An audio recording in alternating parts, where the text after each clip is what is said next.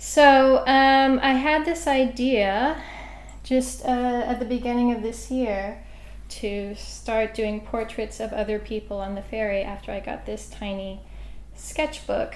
I just thought it was so mini and and so adorable that I wanted to fill it with faces of people. Another thing is, for me as an illustrator, as someone who draws every day, I know that I tend to make things a lot more complicated than they need to be.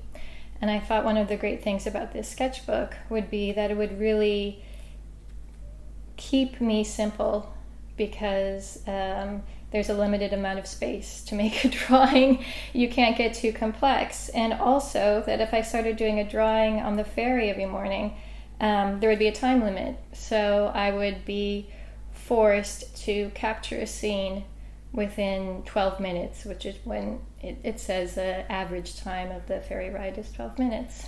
But I also really like the idea of connecting to people in my community and really noticing them every day.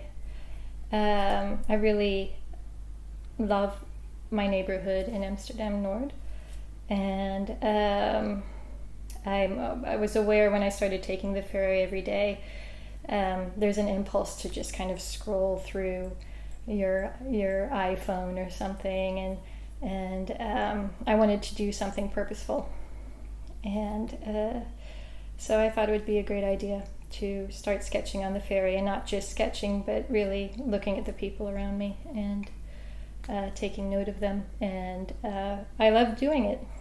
The way I would do it every morning is I would just sketch things out really quickly in pencil, and then once I got to the train station, I'd get on my bike again and come to my studio and make a cup of coffee, and bring my cup of coffee upstairs and sit down here at my desk and finish off the drawings in pen, and sometimes in a little marker, whatever kind of I would be inspired to do that day. Again, one of the reasons I really liked how tiny this sketchbook was that I don't like feeling horribly conspicuous standing around drawing people. I liked how small and personal and private it was, and I thought, well, I can just kind of stand here and kind of intimately doodle on the ferry, and it doesn't seem like outlandish.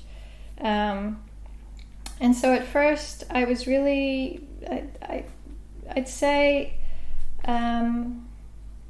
because I was approaching people a little hesitantly, I tended to draw people a little bit from behind and from the back at first.